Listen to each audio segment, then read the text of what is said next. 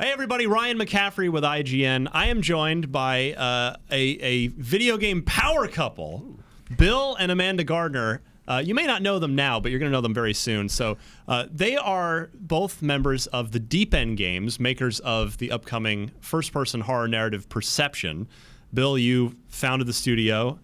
You are the creative director on the game. Amanda, writing and producing on the game as well. And it's interesting to me that you guys are doing this together, making a video game together with the rest of your team, while also managing a family of 3 children at home. So, Bill, I'll just start with you real quick. Sure. You know, do you is it tough to be the creative director on a game where your wife is also in a sort of position of like, well, do you get to override her, or does she get to override you? How does that work? Yeah, it's a constant power struggle, I have to say. No, it's great. I mean, we've collaborated for as long as we've known each other. Yeah. I think, going back to the BioShock series, I would come home and we'd kick around ideas. I would say, I'm working on this sequence, and I'm trying to figure out what I want to do, and she'd give me some feedback, and we'd occasionally bring her in for some feedback, like little friends and family focus testing and that sort of thing. So I think the key for us is to, and it's tricky for me because I think we both realize that we don't have it figured out, and we have to sort of roll with it and try and find what might work. And then when that stops working, we adapt. Does that sound about right, Amanda? Yeah, I'd say so. I mean, it's a work in progress, Every day is different. I mean, when you have 3 kids, every day is different. They may have schedules, but kids don't like schedules. So, I mean, yeah, but we roll with it. You have to be flexible. Number one rule. So, Amanda, I mean, it's the complicating matters even further is that in a sort of new trend of game development, because we saw we saw Moon Studios, the Ori and the Blind Forest guys do this. You guys work remotely. You do not have a central office location. Your team is spread out, and the 2 of you work out of your home office. And you've got 3 kids there, including a 4-month-old. So they're not all in school. How do you, Amanda? I'll start with you. How do you even get anything done on a video game? I feel like we collaborate whenever. And so sometimes it's out of desperation. Like sometimes it'll be like, hey, Mom, we're going out to eat. And in reality, we're sitting at the restaurant and we're brainstorming, we're writing things down. And, or when the baby goes down for a nap, like we just cram in what we need to do. And, we could be out at the bus stop with 1 kid just bantering ideas around. And it's sort of, it's survival. And, we work around our crazy schedule, but we can make it work for us, and it is working for us. It's just we have to find moments whenever we can to collaborate. Bill, do you think that's going to make the game better in the end, because you're almost forced to be more efficient with your time and with your ideas, and you don't have the time to screw around by testing, I don't know, some dumb idea. I don't want to say dumb idea, but some idea that you're maybe like, sure. You're not super sure about. Sure. No, that's a great question. I think that it is about balance, and frankly, coming from a rational where we would run with ideas for seemingly limitless amounts of time. This with real hard deadlines. Like if we don't get this done, then like this is not only our project, but the baby's going to wake up. We have to get this done. Right. And as a creative, that sort of deadline is I think personally where I'm most effective. Is that like, when you're left to your own devices and be like, well, I could get this done today, but I don't really have to have it done until the next milestone, which is really not even a milestone. And so, but I think you learn to work in creative short bursts. Like little sprints. I mean, sprints is a loaded term because that's an agile production methodology and all that stuff that I hate. But knowing that Amanda just put Ronan, our 4-month-old, down, and we have a couple hours. That's incredible motivation right there. It's like, okay, we got to get this thing done, and it like you sort of get into these rhythms, and I think honestly, I don't want to say I prefer it because I haven't been through the whole cycle yet. But it's different, and I think creatively, in a lot of ways, I think it drives things, and I think it gets better results. Now, Well, one thing that sort of I'm going to piggyback on your idea is that because you don't have this constant, endless iteration, it forces you to go with your gut more. And I am a firm believer that your gut feeling is the right feeling, and so we don't perseverate on decisions. Like, we feel like, okay, this is the right decision, or let's table it, not like do these constantly, well this, well that. We're either going to make the decision and go with it, or we're going to table it and come back to it and have time to let it marinate. So I think that's another way that this works. So, Bill, you've touched on it already. You're a veteran of irrational games. You've worked on SWAT 4, a little Freedom Force, BioShock Infinite. Amanda, your writing background, do I have it correct? This is the first game you're formally officially writing for? That is true. That is true. Up until now, I've been writing books, and it's quite a different medium, but I'm really enjoying it. Yeah, how have you found the process of writing a video game compared to writing for other mediums? I mean, in the sense that, no doubt, you are no longer judge, jury, and executioner, right? You've got a team of people and ideas to manage. Well, I'd say the first thing is it's limiting because if I'm writing a book, I can talk about backstory, and I can talk about what the person's thinking about and what they smell, and in a game it's action and it's dialogue, so in a way it's limiting, but it forces you to tell a more concise story. Definitely no rambling. It's action and it's dialogue, and it forces you to exposit in different ways. I think it's a good exercise for me as a writer, but I think it's a good story is a good story.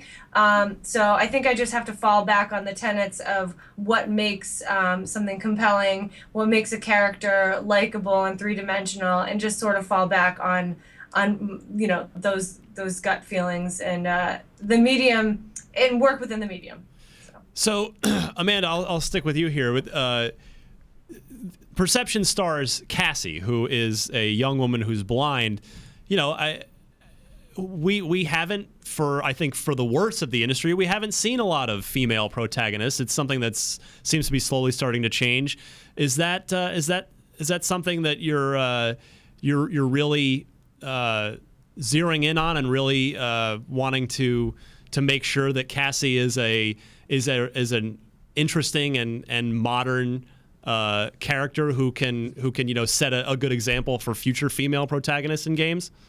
Yeah, I think that with Cassie, we had a specific story we wanted to tell. We didn't say like, blah blah. We didn't get in too much into the whole woman thing. But when I designed her very like organic. Like this is who she is. She is brave, but she's flawed, and she's really funny, and sometimes inappropriately funny. She's just kind of like, sometimes she gets nervous and covers it up with humor, and I feel like she's very real, and that's really what I wanted to bring forward. Not like I really just wanted a character who people can say, you know what, like she could have just walked down the street. Like I know somebody like that's a real three-dimensional, quirky, fun person, you'd want to hang out with or have a drink with. She's cool. I like Cassie. Is she based off of anybody anybody in real life in the Gardner household? I wouldn't say based off of anybody in real life, but if drawing inspiration, I'm a huge Joss Whedon fan, as many writers are.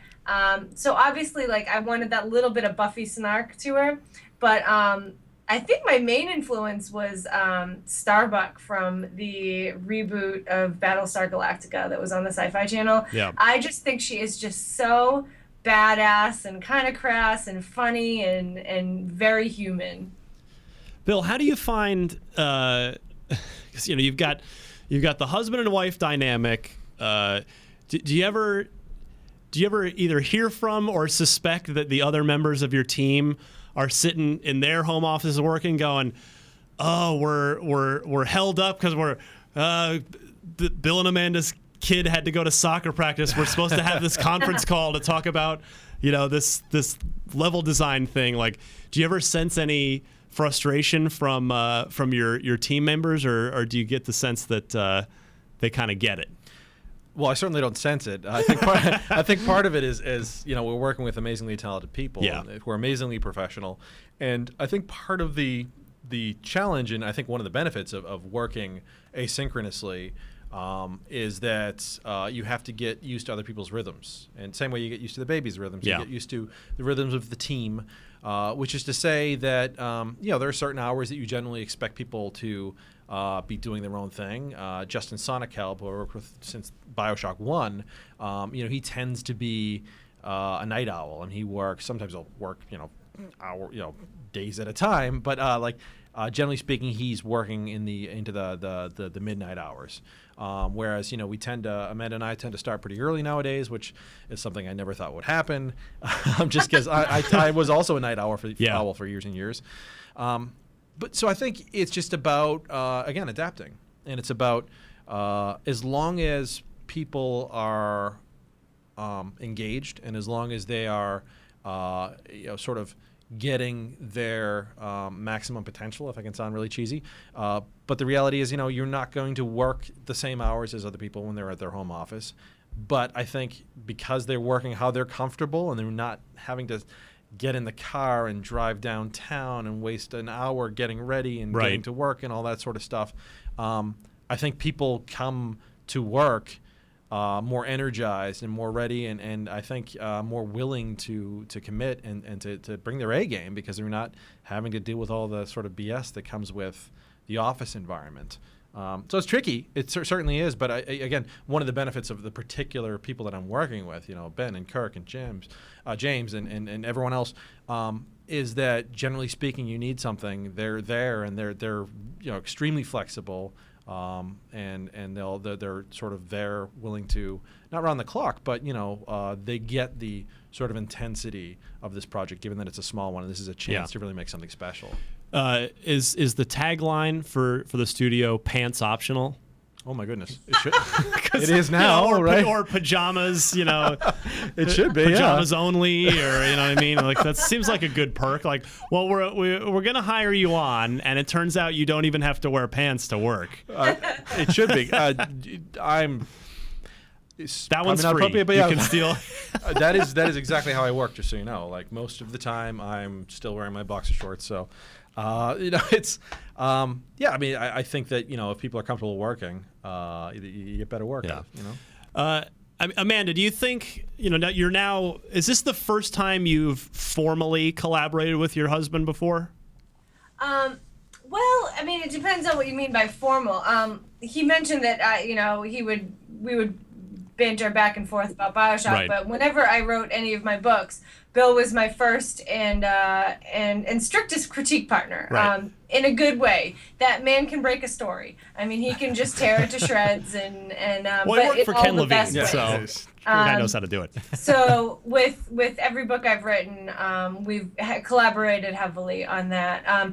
Because he went to film school, he has sort of like a different, almost more efficient point of view of storytelling than like a novelist. So I feel like that's very, very helpful. And so, we've definitely collaborated creatively. We always have something going on. I mean, we're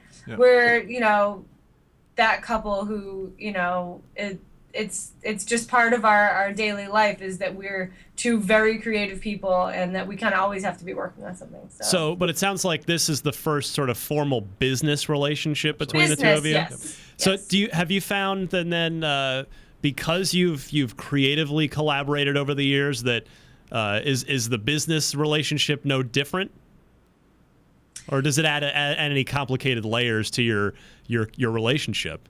Well, I mean, before when we would collaborate, it would sort of be like not really much on a timeline, like I'd have to get edits to my agent, but I mean, they could wait, we could take our time. Right. Whereas with the game, I mean, that's the first time we've been sort of formally imposed with, okay, this needs to be done, this needs to be done. And more on the producer side than the writer side, I think. That it's sort of been, a new challenge for us. But Bill, would you say sort of same? No, I definitely agree. I think that what's really interesting, she was talking before about the sort of economy in my background in terms of the writing, coming from a film background.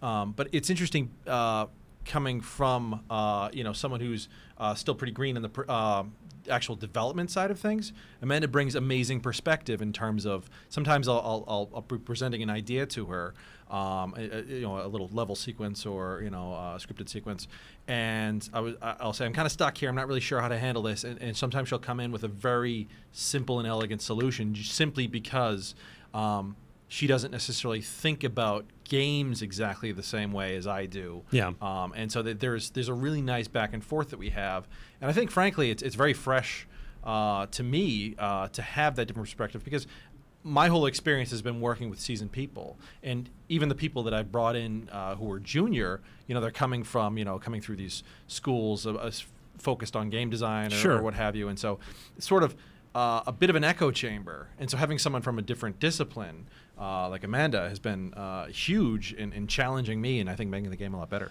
So Amanda, we get at IGN here, we get emails all the time of how do I get into game development? What can I do? And I'll use myself as an example. I mean, I'm very lucky to get to do what I do here, but let's say if I wanted to go into game development, I'm not an artist, I'm not a programmer.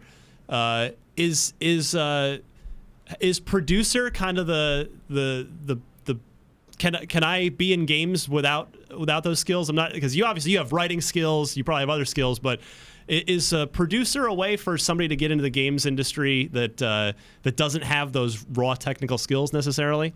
Well, I mean, I think you need to be organized, first of all. That eliminates me.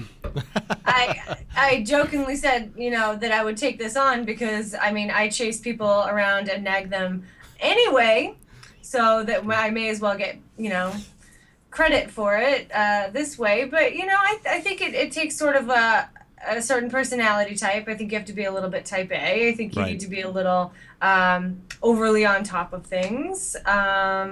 Bill, what would you sort of... Well, it's interesting because that's how I got my start. I started as QA, first of all. Which I was going to ask you that next. I think a great entry level position, and a tremendous opportunity to grow. Again, I came up from QA, eventually made it to like sort of an AP, an associate producer role, and then made my way in design and worked my way up from there. I do think that QA is a fantastic way to get in, because you learn the ropes, you learn the different disciplines and how they work day to day together. But you also occasionally are given opportunity to get your hands dirty. In my case, it was handling some scheduling and then also some design work, actually get in the engine and fix things. So I think QA is a fantastic way, but I do think that production roles can be a good way. It is a very specific discipline. I think in terms of barriers to entry, there are the fewest. You really, to be an artist, you have to learn all this tremendous tool set, and that's not to downplay the skill set. To be a good producer is something that I think very few people can do. Right. But I think in terms of, there's sort of more... I mean, look at Rod Ferguson. He came in at the end of Infinite and is given a lot of credit for helping get the car to the finish line on that one. Absolutely. And so I think there are many different types of producers that serve many different roles. But I think that, in a lot of ways, I think it is a good way to get involved. There are a lot of particularly associate producer roles where they're generally sort of production assistants. And again, that's another way to learn the ropes of development, and then also tremendous opportunity to branch out from there. Do you guys... when you're getting together with friends and acquaintances, maybe other parents, your kids' friends at school, and the inevitable conversation comes up, well, what do you guys do? And you guys answer, well, we make video games. Do you just get the weirdest stares and weirdest looks from other couples that you interact with? I think we get a lot of people thinking it's really cool. I mean, our generation, we're kind of still kids. Like, we are not grown-ups yet. Like, I'm not a grown-up. Who's a grown-up? So most of the people we know, even if they're not gamers, they Mario Karted in college, and they grew up with an NES. And So most people are familiar enough to be like, wow, that's really cool. So we've had nothing but really positive, like, oh my God, tell me about that, or like, what are you working on, or how'd you get into that? So yeah, it's few and far between who sort of give us the puzzled expression. It's more like, yeah, I played with some serious Mario Kart in my day. Like, people nowadays, I think, have been a casual gamer at least for some duration of their life, I believe. God, that warms my heart to hear. I love hearing that. It's true. First of all, props for making Mario Kart a verb. That was pretty awesome. Mario Kart. I like that. English major, writer. Awesome. So does ultimately at the end of the day, does making a video game together make your marriage better, or does it make it more difficult? I'll let you feel that one first. Or maybe should we ask after crunch time? Because you're still what, pre-alpha right now? Yeah, so. Exactly. Yeah, in a lot of ways, it brings up very different challenges. Yeah. Sort of knowing where the line is, and Amanda's really good about occasionally, like, are you talking to me as the producer or as your wife? And so trying to find that. But also, I think one of the trickier parts is knowing where that line is in terms of when you're on task and when you're at the office, right, and when you're not. And we take it with us everywhere we go. We'll be at Cheesecake Factory, talking about, whatever sort of issues we need to get ironed out, or tasking people and that sort of thing. Or, I'll toss out a random idea while I'm tossing out a football to Liam, my 7-year-old. So it's all balance, and it's all about being flexible. And I think in a lot of ways, Amanda has been great about challenging me and what I've come to know as fact as a developer. I've worked on BioShock. I was at Irrational for 12 years. I kind of know what I'm doing. I don't actually talk like that. Do I, Amanda? Do I talk like that? He absolutely does. Damn it. Nice try, Bill. But I mean, am I off the mark here in general, Amanda? Does that sound about right?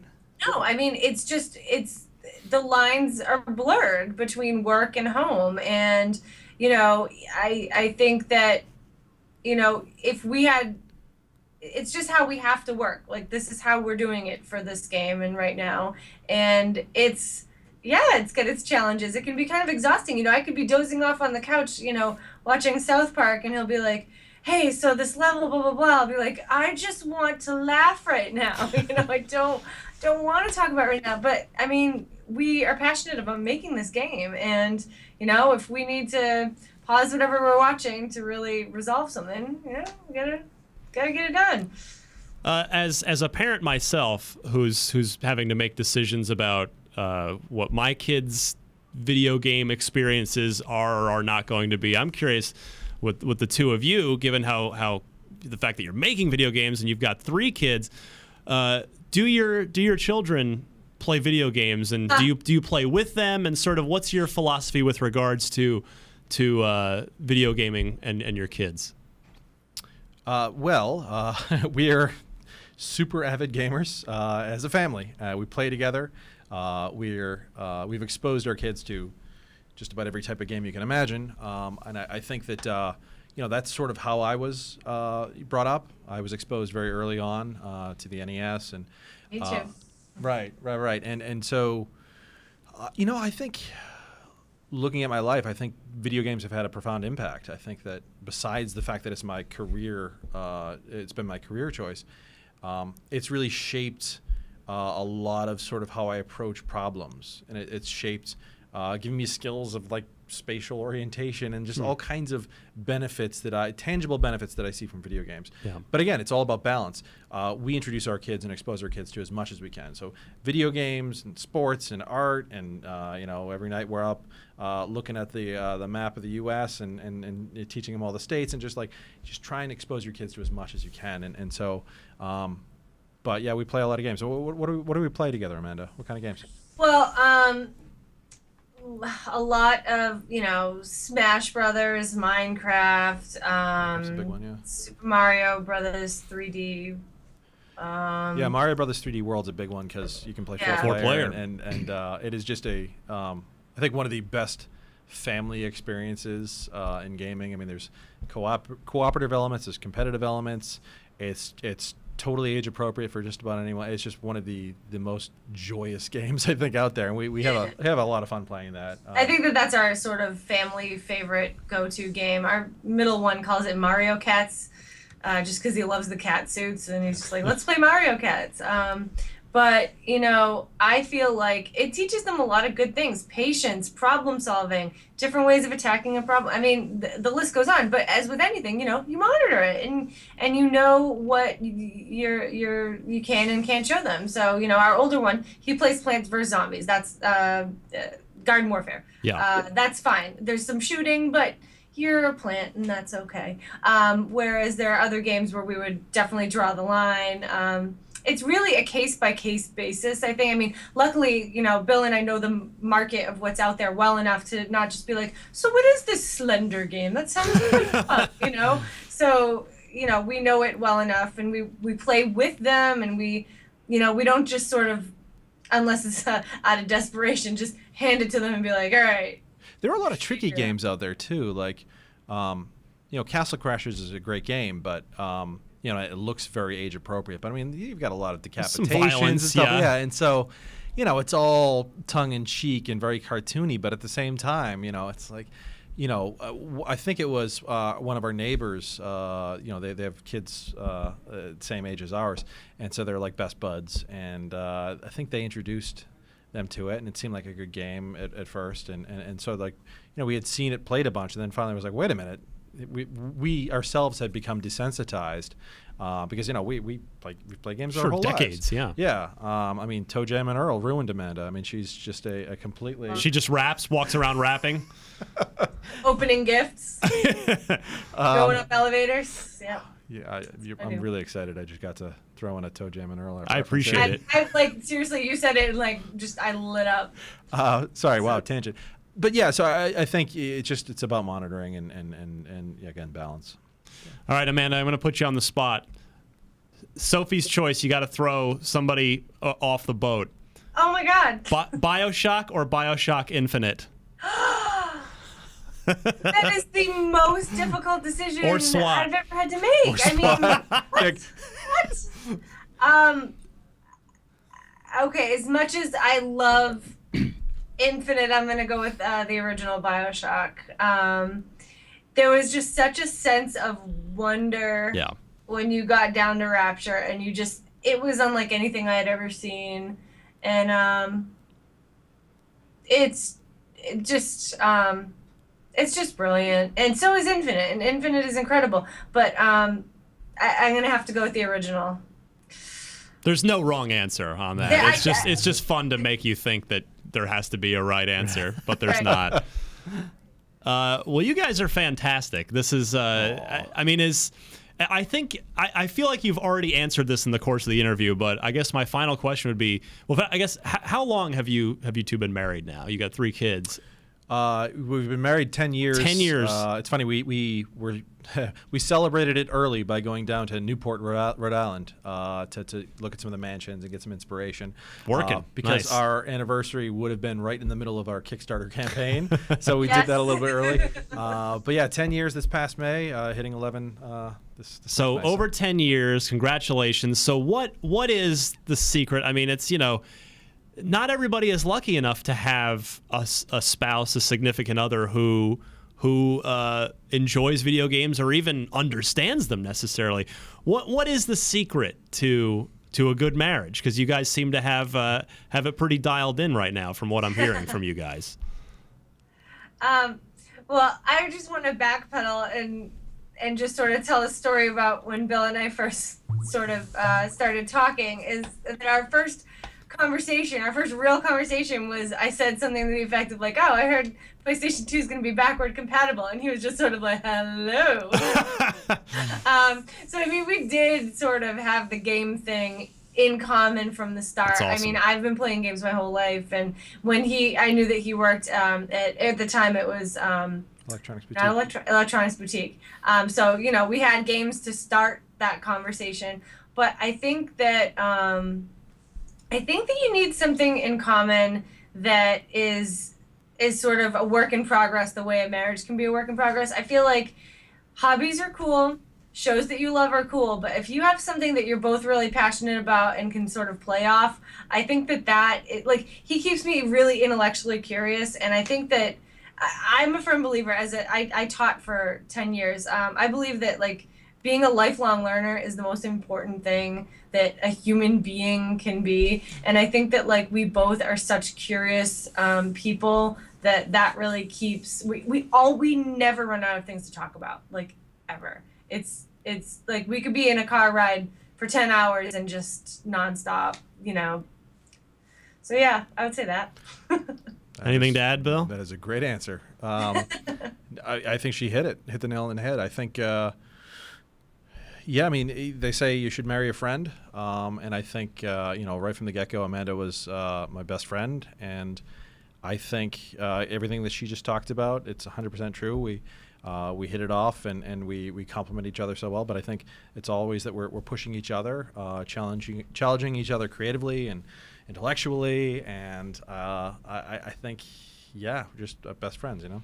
It's fantastic. Amanda, let's plug what books should we plug right now that we can go read while we wait for Perception to get done? My agent is currently in the process of trying to sell them, so they are not on Excellent. shelves yet. All right. Well, best of luck there. Yeah, unfortunately, it's urban fantasy is a little bit of a hurting genre, but she Yeah. writes what she's passionate about, so That's all. That's what counts. Exactly. But the game is Perception. We are working on that. We're going to see that in 2016 sometime. That's correct, yes, late summer, early spring. Excellent. Early fall. All right, late summer, early fall. Perception. We are covering it all month here on IGN as part of IGN First. It is a very, very unique game from many key creative minds behind the likes of BioShock and BioShock Infinite and Dead Space as well. Some Visceral veterans on the crew as well. If you like first-person games, narrative games, horror games, this is all of those in one game. So be sure to stay tuned to IGN all month long for more on Perception. Bill, Amanda, thank you both so much. Thank you. Thank you, Ryan. This was great.